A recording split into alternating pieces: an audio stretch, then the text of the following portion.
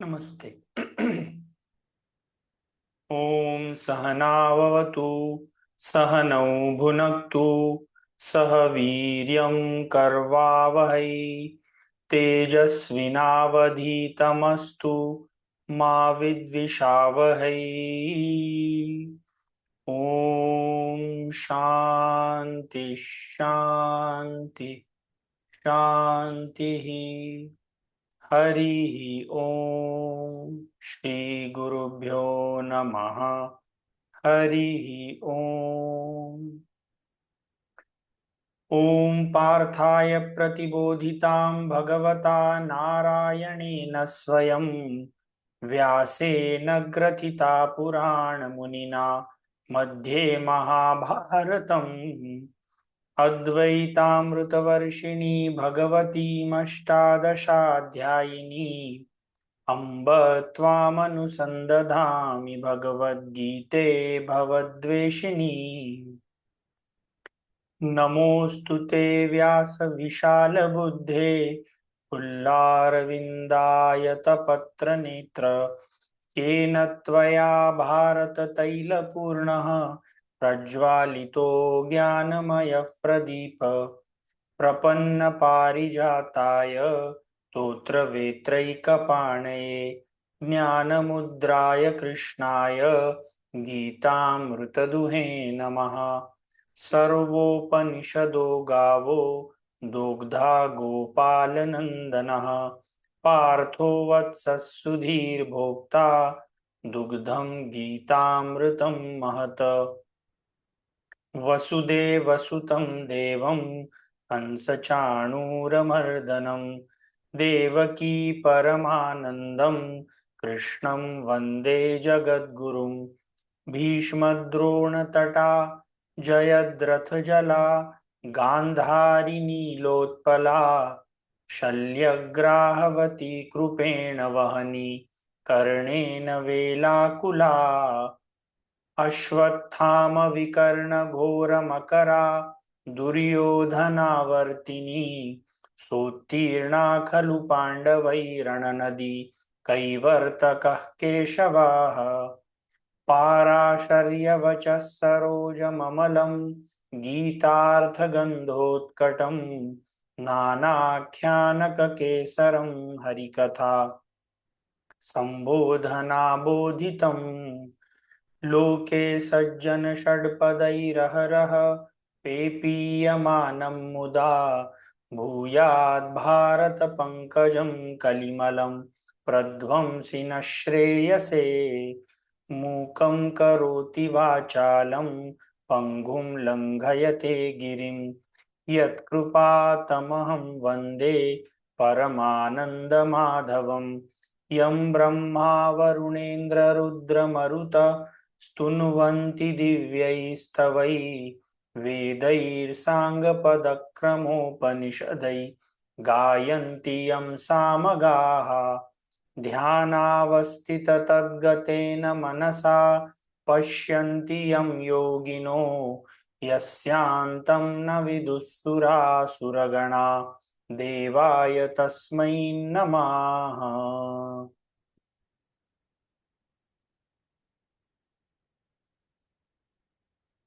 तो अब तक हम लोगों ने भगवत गीता के 6 अध्याय कंप्लीट कर लिए हैं और अब हम भगवत गीता के 7वें अध्याय का आज से अध्ययन शुरू करना पढ़ना शुरू करेंगे। अभी तक जो हम लोगों ने जो कुछ भी अब तक पढ़ा है और अभी जो हम 7वें अध्याय में पढ़ने जाने वाले हैं, इसमें अब एक थोड़ा सा शिफ्ट होने वाला है। अब तक जो कुछ जो हमने पढ़ा वो सब एक कंफ्यूज्ड स्टेट के लिए, एक ऐसे व्यक्ति के लिए, एक जीव के लिए भगवान कृष्ण ने पूरा उपदेश दिया।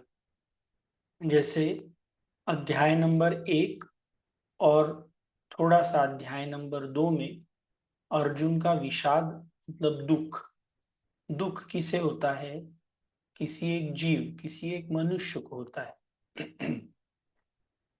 तो पहला अध्याय और दूसरे अध्याय का लगभग थोड़ा सा भाग दुख और कंफ्यूजन के बारे में है। दुख और कंफ्यूजन को हटाने के लिए एक जीव को ही कुछ ज्ञान की जरूरत पड़ती है, तो दूसरा अध्याय सांख्य योग है। नॉलेज की जरूरत किसी निर्जीव चीज को या किसी जानवर को नहीं लगती, एक जीव को लगती है।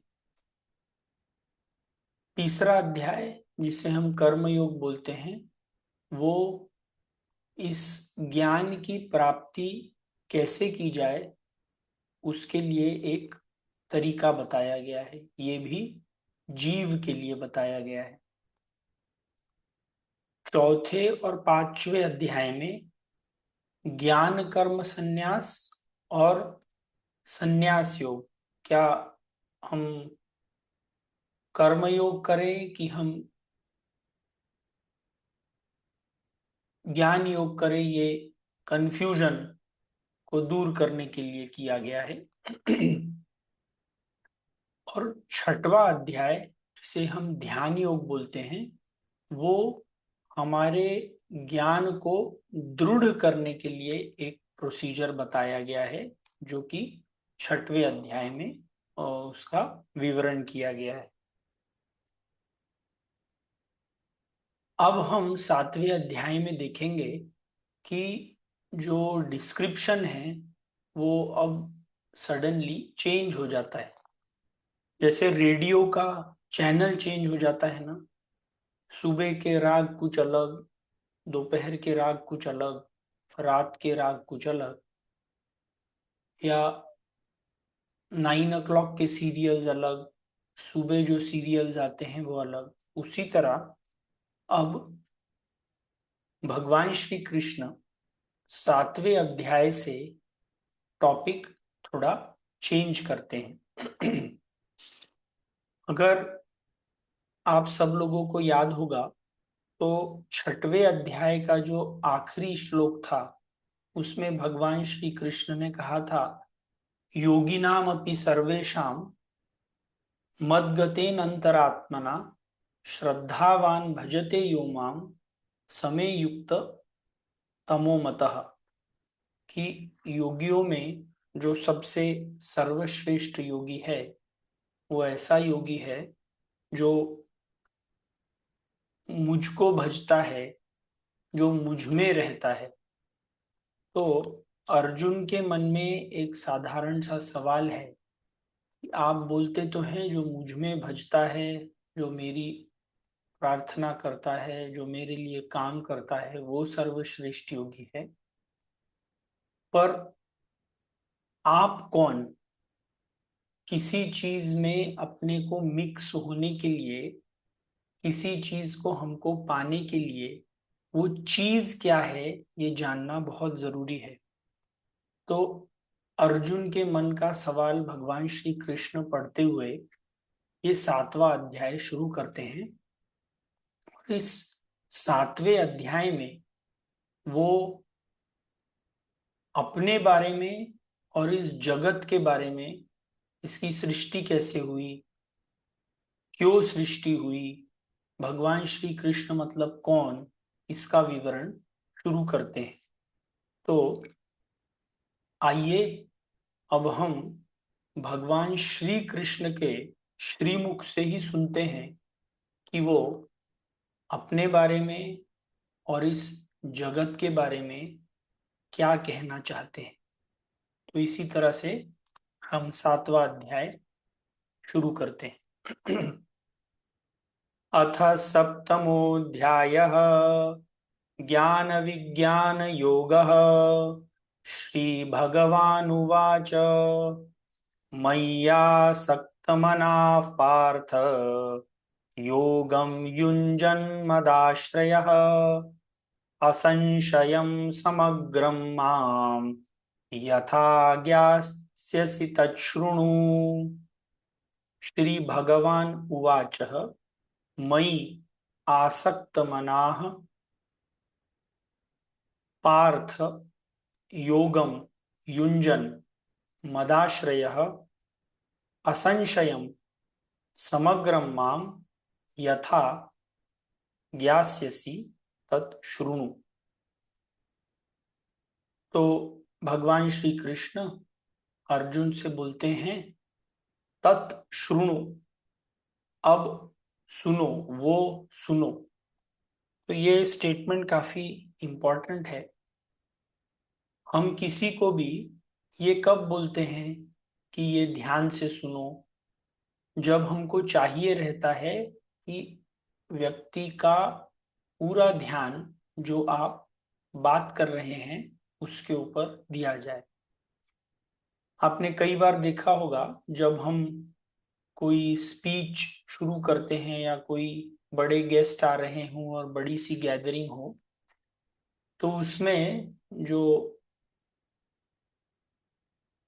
कमेंटरेटर रहते हैं वो कई बार बोलते हैं ladies and gentleman may I have your attention please, क्योंकि अब वो कुछ ऐसी बात बोलना चाह रहे हैं जिसके लिए उनको पूरी ऑडियंस का अटेंशन चाहिए। तो उसी तरह भगवान श्री कृष्ण कुछ भी आगे बोलने के पहले अर्जुन को बोलते हैं मय्यासक्त मनः पार्थः योगम युञ्जन मदाश्रयः असंशयं समग्रं मां यथा ज्ञास्यसि तच्छृणु।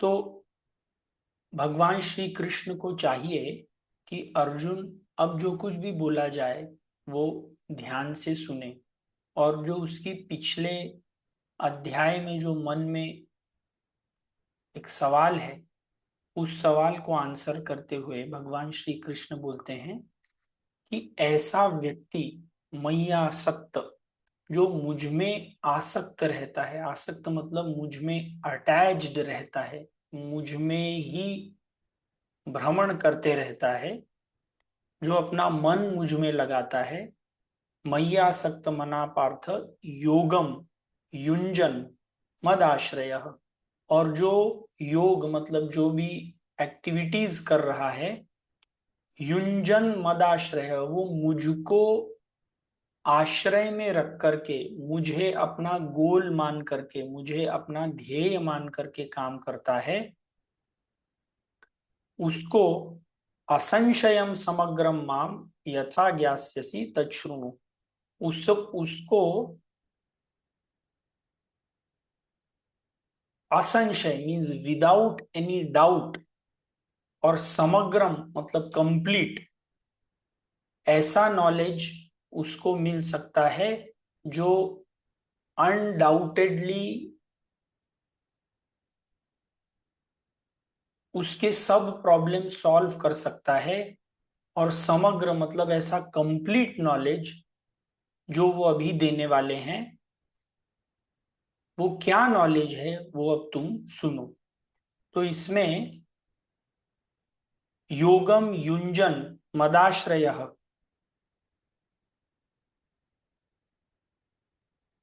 जब ये हम बोलते हैं तो भगवान श्री कृष्ण अर्जुन को बताना चाह रहे हैं कि जो भी तुम कार्य करते हो, जैसे हम लाइफ में जब कोई भी एक्टिविटी करते हैं तो कई बार हम बहुत दूसरे लोगों के ऊपर डिपेंड करते हैं। जैसे कई बार अब आपने हॉस्पिटल में देखा होगा या पिक्चरों में भी देखा होगा कि जब कोई पेशेंट सीरियस रहता है और अ, उसकी हालत ठीक नहीं हो रही है, तो पिक्चरों में वो बोलते हैं कि अब इसको दवा की नहीं दुआ की जरूरत है, या अभी मटेरियल थिंग से कुछ नहीं होगा, but prayer is what can help. तो ये हम एक लास्ट रिसोर्ट यूज करते हैं। तो भगवान श्री कृष्ण ऐसे अर्जुन को बोलना चाहते हैं कि जो व्यक्ति हर एक चीज में मुझको आश्रित रह करके काम करता है, मुझको डिपेंड रह करके काम करता है, उसके लिए असंशयम ऐसा नॉलेज ओपन हो सकता है जो जिसमें उसका कोई डाउट ना रहे और जो कंप्लीट नॉलेज है, ये वो उसको बताना चाहते हैं। दूसरी चीज जो इसमें होती है, यथा ज्ञास्यसि तत् शृणु। शृणु मतलब सुनना। तो भगवान श्री कृष्ण अर्जुन को ये भी बताना चाह रहे हैं कि ज्ञान प्राप्त करने का सबसे अच्छा तरीका सुनना हो सकता है। जब तक आपके मन में ईश्वर के बारे में या जो ज्ञान प्राप्त करना है उसके बारे में कोई इंफॉर्मेशन ही ना हो, तब तक आप वो ज्ञान प्राप्त नहीं कर सकते। तो सुनना is one of the best methods to gain knowledge about what you want to know. तो ये पहली वर्ष से भगवान श्री कृष्ण शुरू करते हैं और इनडायरेक्टली अर्जुन का अटेंशन भी चाहते हैं और बोलते हैं तच्छृणु, सुनो तुम। जैसे क्लास में भी कई बार जब कोई इंपॉर्टेंट टॉपिक डिस्कस होने वाला होता है तो टीचर बच्चों को बोलती है कि अब जो बोला जा रहा है उसे ध्यान से सुनो। तो अर्जुन का अटेंशन अपनी तरफ लाने के लिए कि अब तक तुमको मैंने तुम्हारे कंफ्यूज स्टेट के बारे में सब चीजें बताई हैं, अब तुम्हारा ध्यान किस चीज के ऊपर लगाओ, मतलब इनडायरेक्टली मेरे ऊपर लगाओ। ये मैं मतलब क्या, ये जगत मतलब क्या, ये भगवान श्री कृष्ण अर्जुन को एक्सप्लेन करना चाहते हैं। तो अब नेक्स्ट श्लोक में ये ज्ञान क्या है, ये जगत क्या है, इसके बारे में भगवान श्री कृष्ण अर्जुन को उपदेश देते हैं। तो दूसरा श्लोक ज्ञानम तेहम सविज्ञानम इदं वक्ष्यामशेषतः यज्ञात्वा नेह भूयोऽन्यत् ज्ञातव्यम् अवशिष्यते। ज्ञानम ते अहम स विज्ञानम इदम वक्ष्यामि अशेषतः यत् ज्ञात्वा न इह भूयः अन्यत् ज्ञातव्यम अवशिष्यते। तो इसमें दो शब्द आते हैं, ज्ञानम ते अहम स विज्ञानम, ज्ञान और विज्ञान। तो भगवान श्री कृष्ण अर्जुन को ये बताना चाहते हैं कि ज्ञान और विज्ञान क्या रहता है। जैसे कोई भी चीज का आपको एक साधारण सा ज्ञान हो सकता है। जैसे ये मनुष्य का शरीर कैसे चलता है, आपको ज्ञान हो सकता है कि आंखें देखती हैं, कान सुनते हैं, मुंह से खाना खाया जाता है इत्यादि। पर एक मेडिकल के व्यक्ति को, जिसने एनाटॉमी, फिजियोलॉजी, बायोकेमिस्ट्री ये सब चीजें पढ़ी हैं, उसको इसी विषय के बारे में एक विशेष ज्ञान होगा। विशेष ज्ञान मतलब विज्ञान कि सुनने की प्रक्रिया शुरू कैसे होती है, आवाज कैसे आता है, वो ईयर ड्रम के ऊपर वाइब्रेशन आती हैं, फिर ईयर ड्रम हिलता है, फिर वहां से इलेक्ट्रिसिटी के सिग्नल्स प्रोड्यूस होते हैं, फिर वो दिमाग तक जाते हैं, फिर आवाज जनरेट होती है। ये एक विज्ञान है। सिर्फ एक ही फील्ड क्यों, हम लोगों को गाड़ी कैसे चलती है, ये आप लोगों को एक साधारण सा ज्ञान है कि गाड़ी के ऊपर जब हम एक्सीलेटर दबाते हैं तो गाड़ी की स्पीड बढ़ती है, जब हम ब्रेक लगाते हैं तो गाड़ी की स्पीड घटती है। पर कोई ऑटोमोबाइल इंजीनियर होगा तो उसको गाड़ी का एक्सीलरेटर पर पावर डालने के बाद कैसे पेट्रोल कार्बोरेटर में जाता है, कैसे वो वहां पे एक इंटरनल कंबशन इंजन में जाता है, कैसे वो एनर्जी प्रोड्यूस करता है, फिर वो एनर्जी टायर्स को कैसे ट्रांसफर की जाती है, ये एक विशेष ज्ञान हुआ। तो अब तक जो कुछ हमने अ, सीखा है वो ज्ञानम तेहम सविज्ञानम वक्षयाम अशेषतः। तो भगवान श्री कृष्ण बोलते हैं कि मैं तुमको ज्ञान और विज्ञान, I am going to tell you the knowledge as well as the knowledge in very deep details, so that आप इस नॉलेज को एक्सपीरियंस में कन्वर्ट कर सकते हैं। ऐसा मैं तुमको कुछ चीज दूंगा।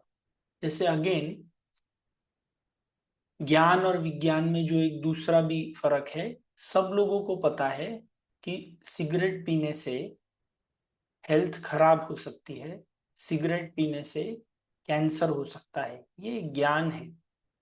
पर ये जानते हुए भी बहुत सारे लोग सिगरेट पीते हैं। तो एक चीज रहती है नॉलेज और एक चीज रहती है विजडम। जब वो नॉलेज आपका खुद का हो जाता है और आप उसे अप्लाई कर सकते हो, तो फिर वो विजडम बन जाता है। अदरवाइज वो सिर्फ ऊपर, सतह के ऊपर कोई एक इंटेलेक्चुअल चीज रहती है जो कभी भी आपके लाइफ में आपको मदद नहीं कर पाती। तो ज्ञान और विज्ञान का मतलब ये भी है, ज्ञान इज समथिंग थ्योरी एंड विज्ञान is how you can apply it in your life. तो भगवान श्री कृष्ण अर्जुन को बोलते हैं कि मैं तुमको ज्ञान और उसके साथ उसका प्रैक्टिकल एप्लीकेशन क्या होता है, कैसे होता है, ये वक्षयाम अशेषता, वक्षयाम मतलब मैं पूरी तरह से completely I am going to tell you so that nothing is left behind. अब ये ज्ञान जो आप मुझे बताने वाले हैं, इसमें इतना स्पेशल क्या है? और मुझे तो आपके बारे में वैसे भी बहुत सारी चीजें पता हैं। ये अर्जुन के मन में एक सवाल आया होगा कि आप देवकी पुत्र हैं, आपका जन्म जेल में हुआ था, आपने बहुत सारे राक्षसों का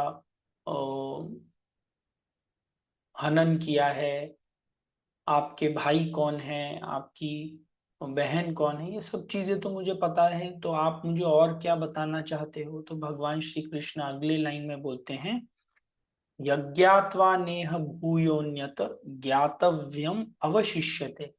बोलते हैं कि ये जो मैं तुमको बताने वाला हूं, ये एक ऐसा नॉलेज है जिसको जानने के बाद तुमको जानने के लिए और कुछ भी चीज बाकी नहीं रहती है। Once when I tell you what I am going to tell you now, there is nothing which is going to be left behind to be learn. हम जितना भी इस वर्ल्ड में नॉलेज प्राप्त करते हैं, वो knowledge is about a specific subject and can give you some amount of happiness. It is never a knowledge which is final.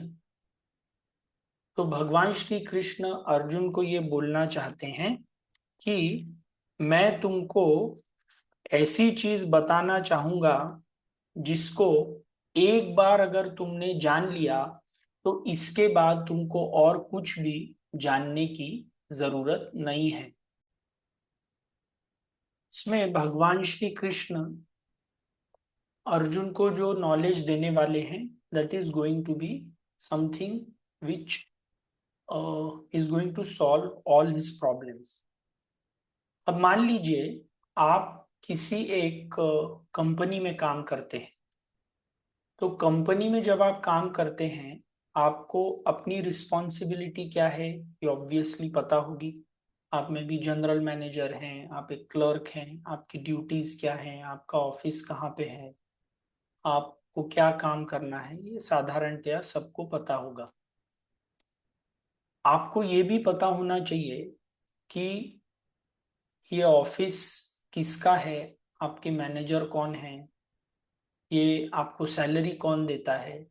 अगर मान लीजिए आप किसी ऑफिस में जाते हैं और आपसे यदि किसी ने सवाल पूछा कि आपके ऑफिस के हेड कौन है, तो क्या आप ऐसे कह सकते हैं क्या कि मुझे तो पता नहीं कौन इस ऑर्गेनाइजेशन को हेड करता है, ये कौन ऑफिस चलाता है ये भी मुझे कुछ पता नहीं है। तो सिमिलरली हम जब इस जगत में रह रहे हैं तो ये जो फाइनल नॉलेज की बात कर रहे हैं कि हमको इस जग में क्या व्याप्त है, ये लगभग सब चीजें पता है। पर क्या कभी हमने सोचा है क्या कि इस जग का क्रिएटर कौन है? Is the creator something different from us? Have we ever thought about this? इस जग के वेरियस कॉन्स्टिट्यूएंट्स क्या हैं? क्या ये जग जो हमको जैसे दिख रहा है वैसा ही का वैसा ही है, या इसका कुछ और सब क्लासिफिकेशन है? जैसे हम जब कोई चीज को देखते हैं तो ऊपरी सतह पर हमको ये पता चलता है कि मान लीजिए ये एक प्लास्टिक की चेयर है, बट आप जब उसको कट करेंगे, उसको माइक्रोस्कोप के अंडर देखेंगे, तो हो सकता है आपको पता चलेगा that this is made up of carbon atoms which are very closely packed together. तो इस चीज में ज्ञान ये है कि ये बाहर से प्लास्टिक की चेयर दिख रही है, विज्ञान ये है कि this chair is made up of carbon atoms arranged in a specific pattern, और उसको एक बॉन्डिंग की तरीके से या किसी दूसरे केमिकल प्रोसेस की तरीके से जोड़ा गया है। सिमिलरली हम जो इस लाइफ में रह रहे हैं, हम एक्सटर्नल चीजों से कॉन्स्टेंटली, हमारी 5 इंद्रियों से कॉन्स्टेंटली इंफॉर्मेशन ले रहे हैं, एंड दैट इज ज्ञान। व्हाट इज विज्ञान? is to go to the base of that information. What actually are we? What actually is this world? Who is the creator of the world? This is all विज्ञान। जब ये चीज हमको किताबों में बताई जाती है, इट इज ज्ञान, and when we realise this in our own lives, then it becomes vigyan. कई बार इस चैप्टर में, पूरा चैप्टर खत्म होने के बाद भी लोग पूछते हैं कि ज्ञान, इस चैप्टर का शीर्षक है ज्ञान विज्ञान योग। कई बार लोग ऐसे पूछते हैं कि इसमें तो ज्ञान और विज्ञान कुछ बताया ही नहीं है। तो बाहरी सतह पर जानना कि ये जग है, जग के कुछ कॉन्स्टिट्यूएंट्स हैं, there are so many things in the world, is ज्ञान। And to realise the oneness between them and you is विज्ञान। हमको बाहरी तौर पर ये डेफिनेटली पता है कि एक बाहर पेड़ है, बाहर कुछ जानवर हैं, बाहर हवा है, और मैं हूं। जिस दिन हम लोगों को ये as a matter of experience पता चल जाएगा that all these things are nothing but one thing in different forms, that is the day it will be a vigyan, it will be something that we have realized within ourselves। जिस दिन हमको ये realise होगा कि ये पूरा जग ईश्वर है, ईश्वर के कारण है, और हम में भी वही ईश्वर व्याप्त है, that is when this external knowledge will become our own experiential knowledge। this ज्ञान will become into विज्ञान। तो अब क्या नॉलेज बताने वाले हैं, इसके बाद भगवान श्री कृष्ण को इस ज्ञान के बारे में कुछ और चीजें बताने के लिए कि क्यों ये इतना कॉमन नहीं है, क्यों लोग इसके पीछे जाते नहीं हैं। बहुत सारी चीजें हैं जो हम सब लोगों को बहुत अच्छी तरह पता है, और बहुत सारी ऐसी चीजें हैं जो हम लोगों को जानने में कोई विशेष इंटरेस्ट ही नहीं होता। तो जब भगवान श्री कृष्ण अर्जुन को बोलते हैं कि मैं तुमको कोई एक ऐसा ज्ञान देने वाला हूं जिसके बाद तुमको जानने के लिए कोई चीज बाकी नहीं रहेगी, तो अर्जुन के मन में ये ऑब्वियसली सवाल आया है कि जो आप ये बोलते हैं तो why is it not so common, why do all people don't talk about it. तो इसके बारे में कि ये नॉलेज इतना रेयर क्यों है, why don't people go after it, भगवान श्री कृष्ण बोलते हैं श्लोक नंबर 3 में, मनुष्याणाम सहस्रेषु कश्चिदिति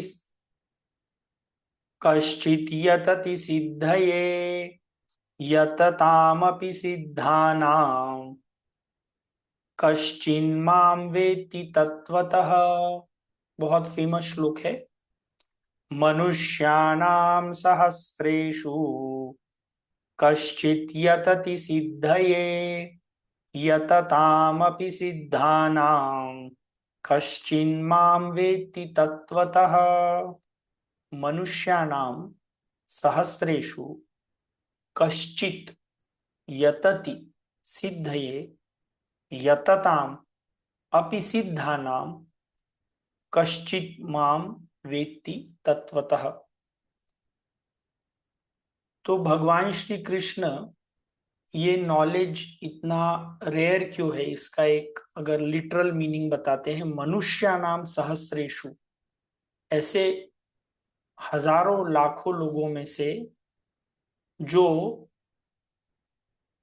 लाखों में से कोई एक व्यक्ति होगा जो कभी इस नॉलेज को प्राप्त करने के बारे में सोचता है। मनुष्यानाम सहस्रेषु कश्चित यतति सिद्धये, यतति मतलब ट्राई करता है, यतताम अपि सिद्धानाम कश्चिन माम वेत्ति तत्वतः, ऐसे हजारों लाखों में जो इस नॉलेज को प्राप्त करने का प्रयास करते हैं, ऐसे हजारों लाखों में से कोई एक व्यक्ति होगा, यतताम अपि सिद्धानाम, जो मुझको प्राप्त करता है। तो जैसे ही हम ये स्टेटमेंट सुनते हैं, एक मन में एक निराशा सी आती है कि अ, क्या हम इस गोल पर पहुंच पाएंगे, क्योंकि मनुष्य नाम सहस्त्रेषु कश्चित यतति सिद्धये। तो इसमें एटलीस्ट हम पहले स्टेज में तो हैं, हम एटलीस्ट ये ट्राई तो कर रहे हैं कि ये हम कुछ सुने, और यदि भगवान की कृपा रही, उसी की कृपा से हम लोग ये सुन रहे हैं, तो ये भी निश्चित ही है कि उसकी कृपा से हम आगे भी जाएंगे। अब तक उसने साथ दिया है तो आगे भी साथ देगा ही।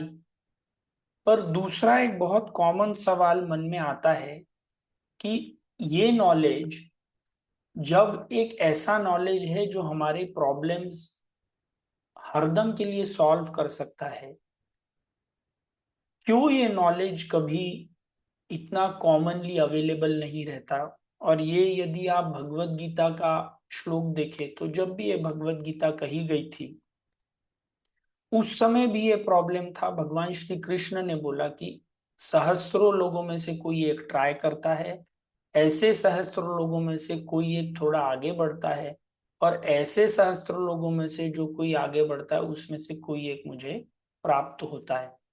तो स्पिरिचुअलिटी,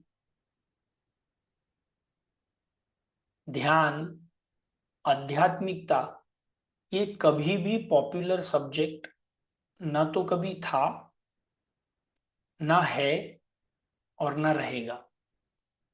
आप यदि बाकी के यूट्यूब, इंस्टाग्राम, फेसबुक के ऊपर कोई यदि एक पोस्ट डालते हैं जो आध्यात्मिकता से रिलेटेड है, तो you will see that that post does not become so viral.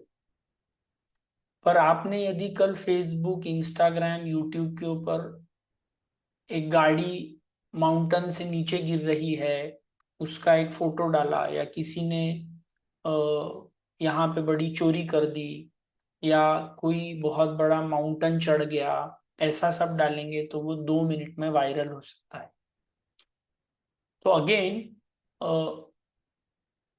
ये नॉलेज इतना पॉपुलर इसीलिए नहीं है क्योंकि अगर मान लीजिए आपको भगवत गीता का ज्ञान नहीं है या आपको उपनिषदों का ज्ञान नहीं है, तो क्या आपकी रोजमर्रा की जिंदगी में कोई दिक्कत आती है क्या?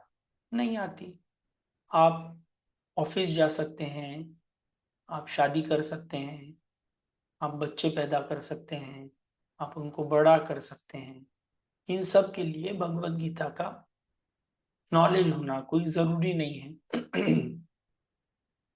तो जितनी भी हम लाइफ में कार्यकलाप कर रहे हैं उसमें आपको भगवत गीता आए या भगवत गीता ना आए,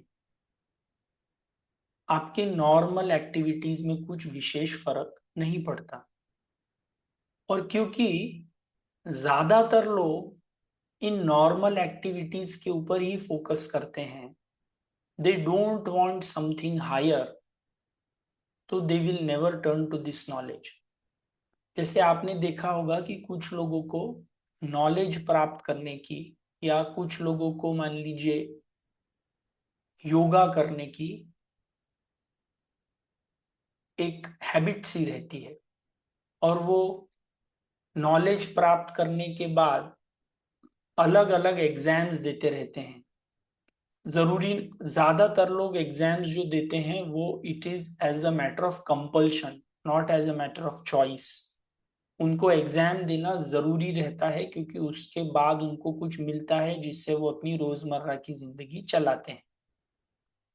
बहुत कम लोग ऐसे होते होंगे जो एग्जाम खुद अपनी मर्जी से देते हैं। जैसे आपने कई बार पढ़ा होगा कि कोई 70 साल का व्यक्ति अभी एमए की परीक्षा दे रहा है। It is not because they want, they are compelled to do it, but it is because कि उनको वो देख करके मजा आता है। सिमिलरली जो ये 5 इंद्रिया, जो ये बाहर का जगत आपको सुख दे सकता है, 99% of the people are happy in those small joys of life. But unfortunately ये जो जॉयज हैं, ये जो खुशियां हैं, ये टेम्पररी हैं, and they are not going to last for long. बहुत कम लोग हैं जो ये सोचते हैं कि ये मुझे बाहर के जगत से खुशी मिल तो रही है, पर ये खुशी is not permanent, this is going to end. So why don't I find out something which is going to give me permanent happiness, which is never ever going to break. तो वो बहुत कम लोग इस सब्जेक्ट के ऊपर विचार करते हैं। और जो कम लोग इस चीज के ऊपर विचार करते हैं और मान लीजिए ये जर्नी शुरू भी करते हैं, अगेन डिसिप्लिन कोई भी एक्टिविटी में लाना बहुत जरूरी रहता है। And again 90 to 95% of the people do not have the required discipline to carry on any schedule in life, और that is why 99% of the people जो भी चीज शुरू करते हैं वो कभी कंप्लीट नहीं करते। क्योंकि शुरू तो हर एक चीज हो जाती है, पर उसके पीछे लगे रहना, उसके पीछे यत्न करते रहना, ये कोई इजी बात नहीं रहती। और अगर आपको याद होगा तो पिछले चैप्टर में, चैप्टर नंबर 3 में मेरे ख्याल से भगवान श्री कृष्ण ने बोला था कि मेरे पास पहुंचने का रास्ता थोड़ा डिफिकल्ट है। और क्योंकि आजकल कोई भी व्यक्ति डिफिकल्टी नहीं चाहता, इसीलिए जो छोटी मोटी खुशियां हैं, इसीलिए वो इसी में सब लोग बिजी रहते हैं, and they never think about coming to me. तो जो लोग इस भगवत गीता के सेशन को, मैं ऐसे नहीं बोल रहा हूं कि मेरे सेशन को सुन रहे हैं, कहीं पे भी सुन रहे हैं, they are at least in the first ladder मनुष्यानाम सहस्रेषु, आप सहस्त्र व्यक्तियों में से ऐसे व्यक्ति हैं जो इस नॉलेज के बारे में सोच तो रहे हैं, और यदि आप अपने डिटरमिन्ड एफर्ट्स इस चीज के ऊपर लगाते रहेंगे तो भगवान श्री कृष्ण की दया से आप एक ना एक दिन उनको प्राप्त हो जाएंगे। तो अब भगवान श्री कृष्ण ने जो ज्ञान और विज्ञान की बात की थी पहले 3 प्रस्तावना के श्लोकों के बारे में कि ये ज्ञान क्या है, क्यों कम लोग इसके ऊपर विचार करते हैं, अब वो एक्चुअली जगत के बारे में, अबाउट दिस एक्सटर्नल वर्ल्ड को क्लासिफाई करने के लिए, अर्जुन को समझाने के लिए ये चौथा श्लोक बोलते हैं। ये भी one of the famous shlokas in Bhagavad Gita. भूमिरापो नलो वायुः खं मनो बुद्धिरेव च अहंकार इति यं मे भिन्ना प्रकृति अष्टधा। भूमि आपः अनलः वायु खम मनः बुद्धि एव च अहंकार इति इयं मे भिन्ना प्रकृति अष्टधा। तो भगवान श्री कृष्ण इस श्लोक में अपनी लोअर नेचर के बारे में, जो ये वर्ल्ड है इट इज लोअर नेचर, उसके बारे में बात करते हैं। तो जिसके पहले हम इस श्लोक के ऊपर जाएं, जगत का मतलब, मुझे पता नहीं कितने लोगों ने जगत वर्ड के बारे में कभी संस्कृत में देखा है। जगत एक शॉर्ट फॉर्म है ज ग और त। ज मतलब जायते, जायते मतलब टू बी बॉर्न। ग मतलब गच्छति, गच्छति मीन्स टू गो। त मतलब तिष्ठति, तिष्ठति मीन्स टू स्टे। तो ऐसी जगह जहां पे लोगों का जन्म होता है, लोग कुछ समय रहते हैं और फिर कुछ समय के बाद चले जाते हैं, ये जगह है वो जगत बोलते हैं। और ये जगत जो है ये किस चीजों से बना हुआ है, ये भगवान श्री कृष्ण बोलते हैं भूमि। भूमि मतलब अर्थ, अनल मतलब आग, वायु मतलब एयर, खम मतलब आकाश, आपह मतलब पानी, और 3 मन, मन, बुद्धि और अहंकार। तो इस श्लोक में भगवान श्री कृष्ण अपने एक लोअर नेचर के बारे में बताते हैं। तो इसको एक्सप्लेन करने के लिए, जब कभी आप किसी इलेक्ट्रिसिटी बल्ब को देखते हैं तो क्या आप उसके कॉन्स्टिट्यूएंट्स के बारे में कभी विचार करते हैं कि सिर्फ उसके उससे जो जनरेटेड प्रकाश है, उससे जो जनरेटेड लाइट है, उसकी ओर ध्यान देते हैं? लगभग सब लोग, आप जब ट्यूबलाइट के नीचे बैठते हैं तो आप ये नहीं सोचते कि एक वहां पे एनोड है, एक कैथोड है, बीच में कोई गैस है और वहां से इलेक्ट्रिसिटी जा रही है। आप तो उस लाइट के अंदर बैठ करके काम करते हैं। सिमिलरली अर्जुन की इंटेलेक्ट को एक्सप्लेन करने के लिए कि तुमको ये जो बाहर लोग दिखते हैं, तुमको ये सिर्फ लोग और बाकी के कॉन्स्टिट्यूएंट्स दिख रहे हैं, पर जैसे हम बल्ब को कभी भी एनोड, कैथोड और एक उसमें फिलामेंट लगा हुआ है ऐसे नहीं देखते, वैसे ही भगवान श्री कृष्ण अर्जुन को समझाने के लिए इस जगत के कॉन्स्टिट्यूएंट्स को उनके बेसिक ऑर्डर में ब्रेक कर रहे हैं और बोलते हैं कि ये जो पूरा जगत है ये 8 चीजों से बना हुआ है, और ये जो 8 चीजें हैं ये मेरी लोअर प्रकृति है। मेरी दो प्रकार की प्रकृतियां हैं, एक लोअर और एक हायर। तो लोअर प्रकृति में सबसे पहले भूमि, भूमि मतलब अर्थ। आप में ये पांचों एलिमेंट मौजूद हैं। आप कोई भी चीज नेचर की ले लें, उसमें ये 5 महतत्व और हमें मन, बुद्धि और अहंकार। तो इसको कैसे, अगर आप लोग पूछे, आपने कभी किसी अ, जानवर को देखा होगा जो कार एक्सीडेंट में या कहीं पे मर जाते हैं, और आप कभी जा रहे हैं तो वहां से बहुत गंदी स्मेल आती है।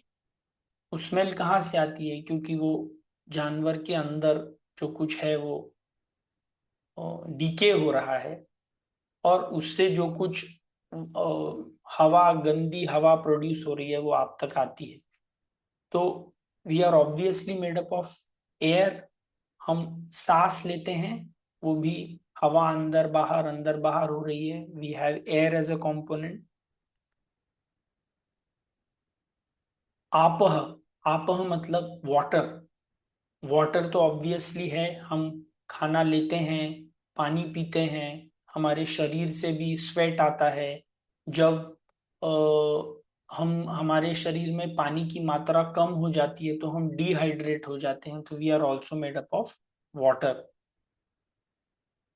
अनलह, अनलह मतलब हीट। हीट अनल मतलब फायर। फायर का दो कंपोनेंट्स रहते हैं, एक लाइट का कंपोनेंट रहता है और एक हीट का कंपोनेंट रहता है। ऑब्वियसली जब हमको बुखार आता है, जब हमारा टेम्परेचर बढ़ जाता है, तो there is a heat element also in our body. भूमि, आपह, अनलह, वायु, खम। खम मतलब आकाश। आकाश मीन स्पेस। कोई भी चीज विदाउट स्पेस एग्जिस्ट नहीं कर सकती। तो आप एक स्पेस में ही तो हैं। Without space nothing can exist. भूमि, भूमि अब तक डिस्कस नहीं किया है।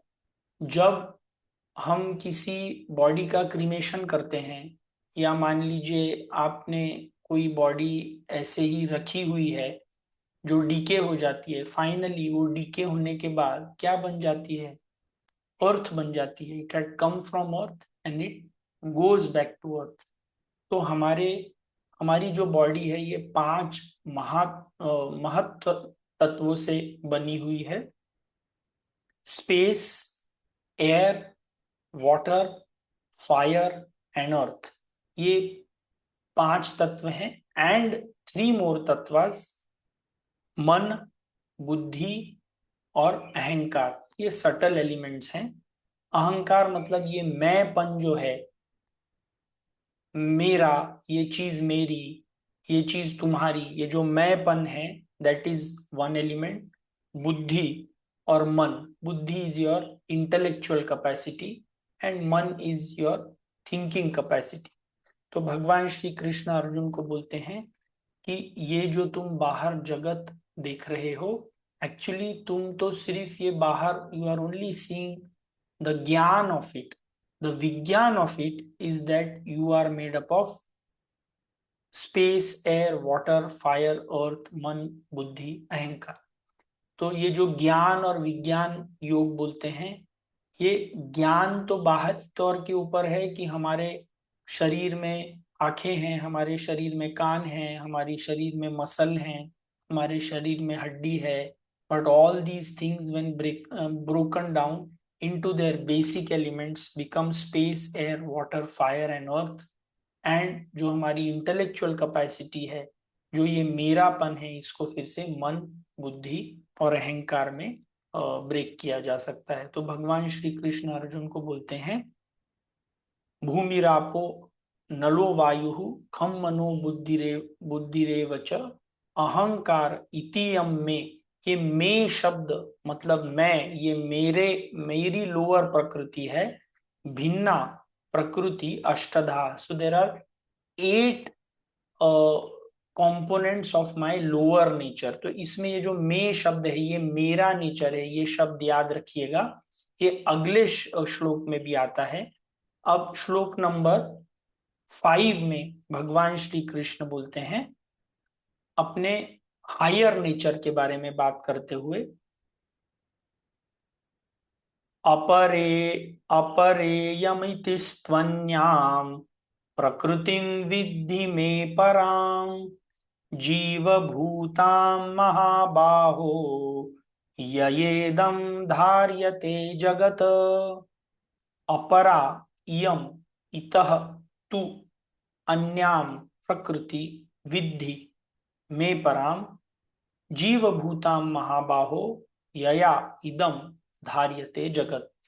तो वो बोलते हैं कि जैसे अभी तुमने देखा कि मेरा लोअर नेचर भूमि आपह अनलह वायु एक्सेट्रा है, तो there is a higher nature also. जैसे इलेक्ट्रिसिटी के बल्ब में एनोड कैथोड ऊपर का glass, these are all the external nature, but the higher nature is the electricity which is flowing through it.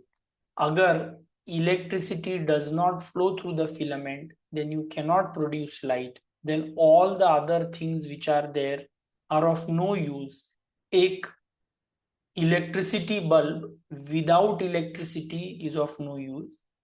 Similarly, ये भूमि rapport अनलह वायु खम मन बुद्धि, these are useless जब तक उसमें चेतना कॉन्शियसनेस नहीं रहता। तो भगवान श्री कृष्ण अर्जुन को बोलते हैं कि मेरी दो प्रकार की प्रकृति है, एक परा प्रकृति which is the lower nature, and then one is a apara prakriti which is the higher nature, जो सिंपल भाषा में इलेक्ट्रिसिटी के बल्ब में एनोड कैथोड बाकी की सब चीजें are the lower nature, the electricity flowing in the filament is the higher nature. तो भगवान श्री कृष्ण बोलते हैं अपरे इयम, ये जो पूरा जगत है इसको मेरी लोअर और हायर नेचर से ये पूरा बना हुआ है। अपरेयम इतिस्त्वन्याम प्रकृतिम विद्धि में पराम। अर्जुन ये तुम समझो कि ये lower nature cannot become active till the higher nature is not there. मुझे कई बार, जैसे यदि आप खुद को और अपने साथ वालों को देखें तो actually what are we are a combination of calcium phosphorus nitrogen carbon बाकी के डिफरेंट एलिमेंट्स, जिनमें खुद में कोई भी चेतना नहीं होती। पर क्या आपको ये देख करके आश्चर्य नहीं होता कि एक कैल्शियम फास्फोरस बाकी के मिनरल्स का एक जमघट, एक bag, how is it able to communicate, how is it able to think, how is it able to establish a relationship with another bag of calcium phosphorus carbon nitrogen without this consciousness, without this chetana? इन कोई चीज में कोई भी जीव नहीं है, कोई भी लाइफ नहीं है। But when consciousness, this chetana, this divine spark enters into all these things, that is when they get life. तो हम लोग अभी सिर्फ परा प्रकृति लोअर नेचर के ऊपर फोकस करके काम कर रहे हैं। जो हमारा ज्ञान है, हम कभी भी हमारे हायर नेचर को जानने की कोशिश नहीं कर रहे हैं।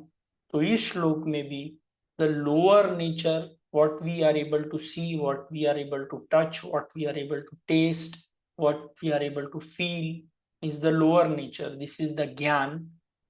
and जो हायर नेचर है, because of which the lower nature is working, that is विज्ञान। तो इन दोनों श्लोकों में ये मे शब्द आया है, भूमि रापो अनलो वायु खम मनो बुद्धि रेवच अहंकार इति यम मे भिन्ना प्रकृति रष्टधा। फिर दूसरे श्लोक में अपरेयम इति स्त्वन्याम प्रकृतिम विद्धि में पराम, मेरा, में मतलब मेरा, तो ये लोअर नेचर और ये हायर नेचर मेरे हैं। तो अब लास्ट श्लोक जो हम इसमें कवर करेंगे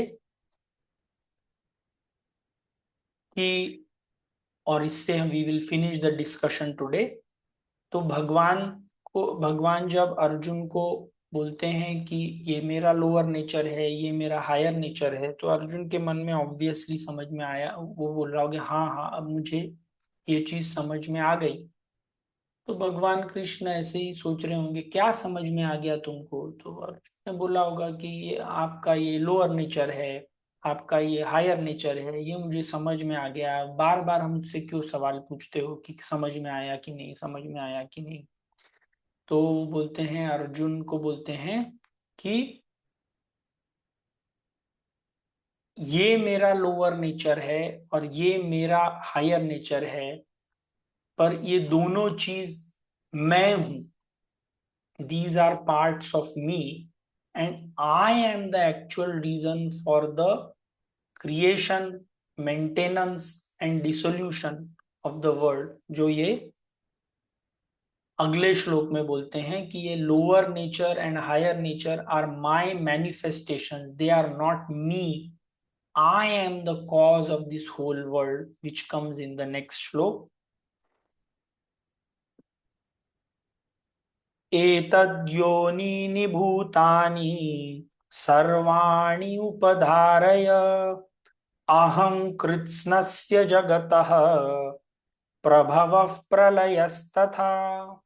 एतत् योनीनि भूतानि सर्वाणि इति उपधारयः अहं कृत्स्नस्य जगतः प्रभवः प्रलयस्तथा। तो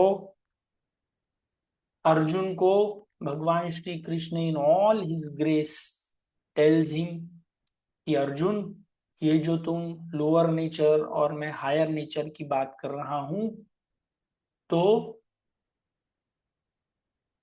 I am the cause of this lower nature and higher nature. I manifest in two forms, but I am above these two forms. I am something higher than consciousness.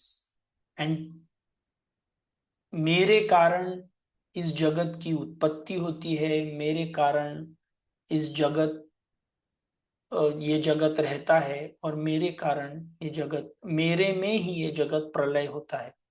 जैसे एक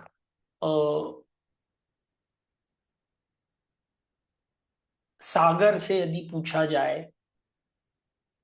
तो सागर ये कहेगा कि मेरे कारण ही वेव्स आती हैं, मेरे में ही ये वेव्स लहरें रहती हैं, और मेरे में ही इनका विलय होता है। सिमिलरली ये जो बाहर की पूरी प्रकृति जो दिख रही है वो ईश्वर के कारण आती है, ईश्वर में ही रहती है, और ईश्वर में ही प्रलय होती है। तो does it not mean that we are also that infinite God, that infinite consciousness? ये अभी जो हमको ऊपरी सतह पर पता है, ये ज्ञान है।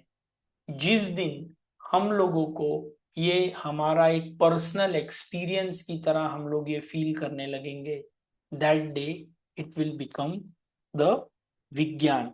तो भगवान श्री कृष्ण श्लोक नंबर पहले दो श्लोक में इतियम में विद्धि में पराम बोला था, ये मेरा है, ये मेरा है, और इसमें श्लोक नंबर 6 में बोलते हैं अहम कृत्स्नस्य जगतम, मैं इस जगत का causative factor, I am there, I am the reason because this